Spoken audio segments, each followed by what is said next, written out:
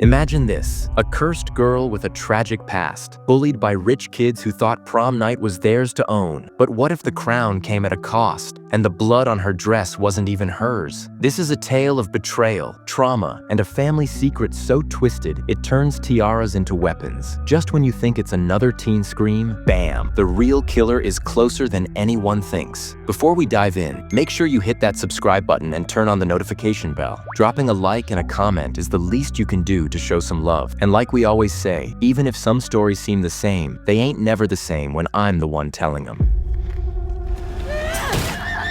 The movie kicks off in 1988, because of course every creepy story needs that perfect vintage vibe. Laurie Granger, our narrator, tells us right away her name is basically a bad luck charm. People say she's doomed, either dead or a killer. And guess what? By the end of this nightmare night, she's both. So yeah, welcome to the start of some seriously messed up business. Alright, 2 days before all hell breaks loose, Shadyside High is buzzing with prom prep, because nothing screams teen drama like a crown and a dance floor. Laurie's gunning for prom queen, but she's up against Tiffany Falconer, the ultimate school queen bee and Laurie's worst nightmare. Tiffany's got her wolf pack squad backing her up, along with the other candidates, Linda, Debbie, and Melissa, Tiffany's ride or die bestie. Then there's Christy Renault, the local weed dealer and all-around rebel. Laurie thinks Christy's just in the race to mess with Vice Principal Breckenridge, who's desperately trying to clean up Shadyside's sketchy rep. Oh, and Laurie's bestie? Megan Rogers, basically the horror geek who's all about the spooky vibes, probably already predicting this train wreck. 6 girls, 1 crown, and 0 chances this night ends without a bloodbath. In class, the prom hype is real, but the future? Not so much. Laurie dreams of being a writer, but in Shadyside, everyone thinks you're stuck, like a bug trapped in amber. Nobody expects to escape this town's dark grip. Of course, Tiffany and her gang love to poke at Laurie, especially with that juicy rumor about Laurie's mom, Rosemary, allegedly offing her dad. Because nothing says popular like a family murder scandal, right? To shake things up, Megan pulls out a fake cleaver and pretends to chop off her own hand. Because why not freak everyone out? Tiffany's dad, Dan, the teacher and biggest killjoy, immediately sends Megan straight to the principal's office. Welcome to Shadyside, where drama's just another form of survival. Laurie's at her waitress job, trying to keep it together while Tiffany and her wolf pack swagger in like they own the place. Tiffany's boyfriend, Tyler Torres, is there too. And surprise, surprise, he seems to have a thing for Laurie, because nothing says prom night disaster like a secret crush lurking right in enemy territory. So yeah, sparks are flying, and you just know this is the kind of trouble that's about to blow up in everyone's faces. Tiffany's mom, Nancy, just as nasty as her daughter, watches smugly as Tiffany tries on her prom dress like it's a crown she already owns. Melissa sneaks off to try on one of Tiffany's old gowns, because stealing style is basically the wolf pack way. Meanwhile, Christy's out playing the rebel, dropping weed off to some preppy jerks in Sunnyvale. But as she walks home, the party's over. In a dark alley, a masked figure in a red cloak appears. Because why not add a dash of mystery to a murder? He swings an axe down onto Christy's shoulder, watching her crawl in pain, then brutally brings it down again, right on her head. And just like that, the night turns from bad to absolutely bone-chilling. Prom day rolls around, and the candidates are forced to suffer through a practice run, because nothing says fun like rehearsing your own doom. On her way home, Laurie spots Tiffany, who wastes 0 time being a total nightmare. Meanwhile, Megan tries to find Christy for some weed, but her boyfriend Jimmy drops the bomb. No one's heard from Christy lately. Cut to the masked killer chilling with a yearbook, casually crossing out Christy's picture like it's some twisted to-do list. Because in Shadyside, crossing someone off the list isn't just a metaphor, it's a death sentence. Prom kicks off, and Tiffany and her pack hit the stage with some dance moves that completely erase Laurie from the spotlight. Because duh, she's the enemy. Later, Linda and her boyfriend Bobby sneak off to a classroom for some privacy. But things get way creepier when Linda hears a noise and goes to investigate. Then, slash, she returns, disemboweled and terrifyingly real. The killer doesn't stop there. He chops off Bobby's hands with a paper trimmer. Yes, a paper trimmer. Because why not add a little office supply torture? Then he smashes Bobby's head into the glass door like it's a horror movie finale. Prom just turned into a massacre nobody asked for. Outside, Megan pulls a classic prank. She drops a mold of Tiffany's head into the punch bowl. Instant freakout. But this time, Laurie's not laughing. She's secretly hoping to snag prom queen and fix her messed up life. So when Megan ruins the vibe, Laurie snaps. And suddenly, their friendship's on shaky ground. Later, Laurie finds a mysterious bouquet of roses waiting for her. Who sent them? That's the question nobody's ready to answer. Because in Shadyside, even flowers can be a warning. or a threat. Debbie and her boyfriend Judd sneak off for some alone time in a filthy basement, because creepy places are apparently the go-to hookup spots in Shadyside. The killer crashes the party with a buzzsaw and carves into Judd's face like he's making an ugly Halloween mask. Then he chases Debbie until she's so terrified she backs into an electrical panel, electrocuted to death in a flash that plunges the whole place into darkness. Yep, even the lights can't handle the horror here. Tiffany spots Tyler giving Lori some serious attention and decides to be extra nasty, dropping a sick joke about Lori's dad's murder. Even Melissa's like, "Whoa, that's low." Lori retreats to the bathroom, where Melissa hands her Tiffany's makeup bag to help her look less like the outcast. When Tiffany finds out, she loses it, punching Melissa right in the face. Classic move. Then the DJ throws Lori and Tiffany into an epic dance-off to Gloria. Lori slays, leaving Tiffany humiliated and fuming. Meanwhile, Melissa tries to clean up but gets trapped in the locker room by the killer. Just when she thinks she might escape, a second killer shows up. The first swings his axe into Melissa's head with brutal finality. Because in Shadyside, the nightmare isn't over with just one psycho. Tyler's had it with Tiffany's drama and finally breaks up with her, then heads straight to dance with Lori. Talk about switching teams at the worst time. Outside, Megan's chilling and smoking when she spots the masked killer strolling by like he owns the place. Suddenly, the missing girls, Linda, Debbie, Melissa, and Christy's silence hit her like a bad horror plot twist. She rushes to warn Lori, but Lori just rolls her eyes, thinking Megan's cooking up another prank to sabotage prom. Because in Shadyside, even when danger's real, nobody believes the weirdo. Lori and Tyler sneak off to hook up, because what could possibly go wrong now? Then, bam, Tyler gets a knife driven straight through his skull. Yeah, not great. Lori bolts, heart pounding, while Megan stumbles on the bodies of Judd, Debbie, and the janitor, Stoker. It's a nightmare graveyard down there. They find each other again, both wide-eyed and terrified. No more denying it. The killer is real, and they're running out of time. Desperate, they escape the basement by climbing out a window, because sometimes the only way out is up. Survival just turned into a full-on sprint. The girls burst into the gym just in time for Lori to be crowned prom queen. She jumps on stage, trying to warn everyone, because yes, she's the only one who gets it. But the killer wastes no time. He chops off Claire's leg like it's a twisted game, then decapitates her boyfriend Gerald in one brutal move. Chaos erupts, students scatter, screams fill the air, and Principal Whalen gets his arm chopped off, but somehow he survives to witness the madness. Lori grabs her prom crown and stabs the killer through the eye. Talk about fighting fire with bling. Some guys tackle him down, ripping off his mask to reveal Dan. Turns out, he was doing the dirty work for his wife and daughter, desperate to make Tiffany the queen at any cost. In Shadyside, even family loyalty can be deadly. The police show up to cuff Dan, finally ending his bloody rampage. Lori and Megan patch things up, though Megan's off to the hospital with wounds that scream,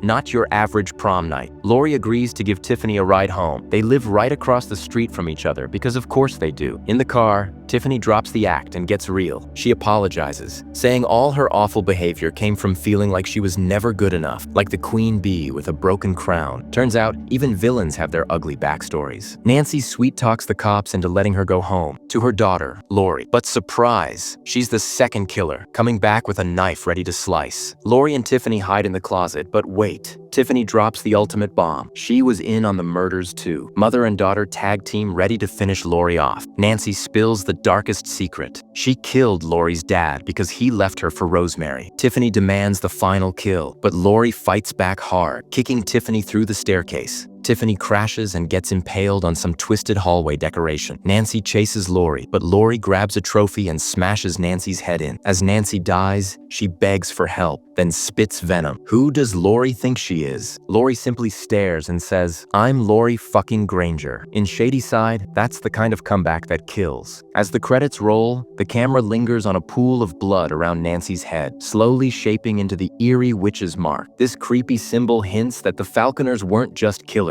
They were puppets tangled in the dark web of the good family. Because in Shadyside, the real horror is never who you think it is. What would you do if your worst enemy became your only ally, only to betray you in the end? Would you fight to survive, or let the past drag you down with them? Drop a like, hit that subscribe button, and tell me in the comments, what would you do when prom night turns into a nightmare?